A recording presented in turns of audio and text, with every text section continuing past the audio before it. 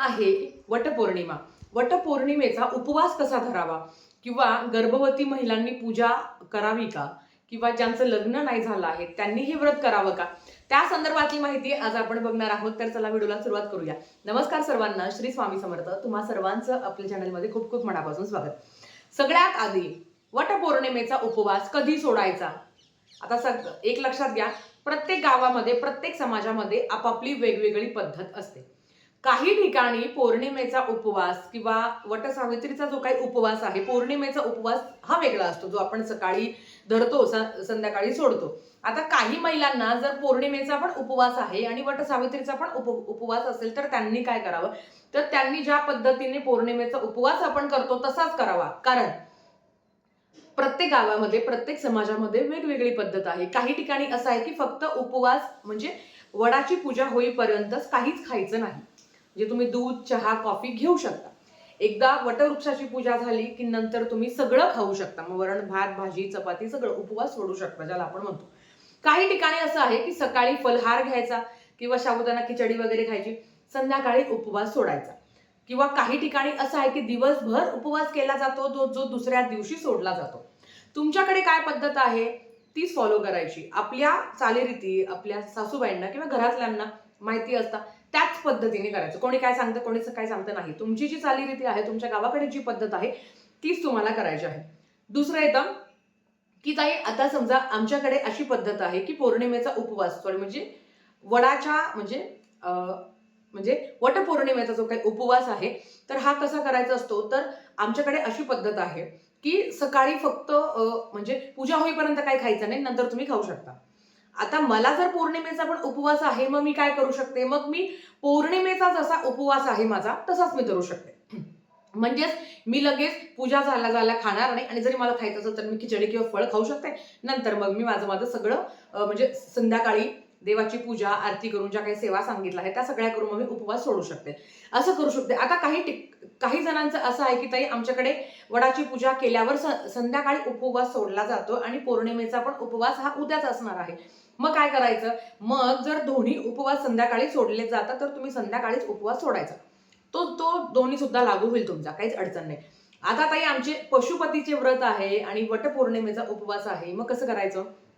मग अशा वेळेस आता तुम्हाला सांगते, आपण जेव्हा 5 सोमवार पशुपती व्रत करत असतो, तो आपण संध्याकाळी सोडतो. आणि आमच्याकडे अशी पद्धत आहे की उपवास की देवाची पूजा झाल्या वडाची पूजा करायची, लगेच उपवास सोडायचा. मग अशा वेळेस काय करायचं? मग अशा वेळेस संध्याकाळी आपण छानपैकी देवाची पूजा करून, वडाची पूजा करून आल्यावर दुपारी संध्याकाळी महादेवाची पूजा करून आपण उपवास सोडू शकता. या पद्धतीने प्रत्येकाचं आपापलं वेगवेगळं आहे आणि आपण आपापले रूल फॉलो करावे. दुसरं, ताई, माझं लग्न नाही झालेलं आहे तरी पण मी वडाच्या झाडाची पूजा करू शकते का? होय, तुम्ही कोरडी पूजा करू शकता. आता कोरडी पूजा म्हणजेच काय, तर आपण वडाला आधी पाण्याने प्रदक्षिणा मारतो ना, पाणी घेऊन प्रदक्षिणा मारतो, तसं करायचं नाही. किंवा आपण जी काही सुतगुंडी आहे, जो धागा आहे पांढरा, त्याने आपण वडाला 7 फेऱ्या मारतो, तसंच करायचं नाही. म्हणजे म्हणजे ज्याला कोरडी देवपूजा म्हणतात, वटवृक्षाच्या झाडाखाली जाऊन तुम्ही हळद, कुंकू, अक्षदा आधी गणपती बाप्पाची जी सुपारी आहे, या संदर्भात मी ऑलरेडी व्हिडिओ केला आहे, तो नक्की बघा की वडाच्या झाडाची पूजा कशी करायची. पण आधी गणपती बाप्पाची पूजा करायची. ती करून झाल्यावर मग तुम्ही गंध, फुलं, अक्षदा, धूपदीप अर्पण करावे. देवीची जी काही ओटीचं सामान आहे ते ठेवू शकता.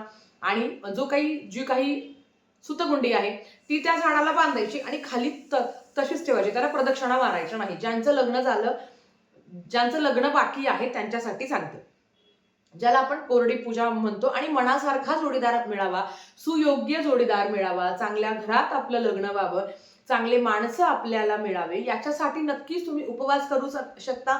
तुम्ही वडाच्या झाडाला प्रार्थना करू शकता, नक्कीच करू शकता. पण एवढंच आहे की प्रदक्षिणा मारायची नाही. हे झालं पहिलं. दुसरं, ताई, माझं लग्न झालं आहे पण मी प्रेग्नेंट आहे. मग प्रेग्नेंट महिलांनी पण कसं करायचं? सगळ्यात आधी जगाच्या पाठीवर आपली काळजी घेणं महत्वाचं आहे. खूप गर्दी असेल अशा ठिकाणी गर्भवती महिलांनी जाऊ नये. रश असते, काही ठिकाणी पाऊस सुरू आहे, आपली काळजी घेणं महत्वाचं आहे. जिथे कमी गर्दी असेल तिथे जाऊन तुम्ही पूजा करावी. आता ते आमचं लग्नच झालं नाही, आम्ही ओटी भरू शकतो का? जे काही आपण आंबे आणि गहू आहे त्यांनी ओटी भरत असतो, तर ज्यांचं लग्न झालेलं नाही आहे त्यांनी ओटी पण भरायची नाही. ठीक आहे. आता ताई मी प्रेग्नेंट आहे, मी गर्भवती आहे, मग मी पूजा करू शकते का? त्यांनी सुद्धा वडाच्या झाडाला प्रदक्षिणा मारायच्या नाही. आधी गणपती बाप्पाची पूजा करायची, प्रार्थना करायची, धूप दीप लावायचा सगळ्या पद्धतीने, गंध फुलं अक्षदा आपण अर्पण करायची. देवाचं जे काही अलंकाराचं सामान आहे ते तसंच ठेवायचं. सुतगुंडी त्या झाडाला गाठण बांधायची आणि ती सुतगुंडी तशीच खाली ठेवायची.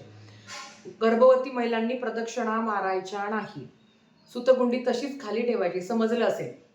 आपण 7, 11, 21 जे असं ज्या प्रदक्षिणा मारतो ना, त्या गर्भवती महिलांनी आणि ज्यांचं लग्न झालेलं नाही आहे त्यांनी ते प्रदक्षिणा मारायची नाही.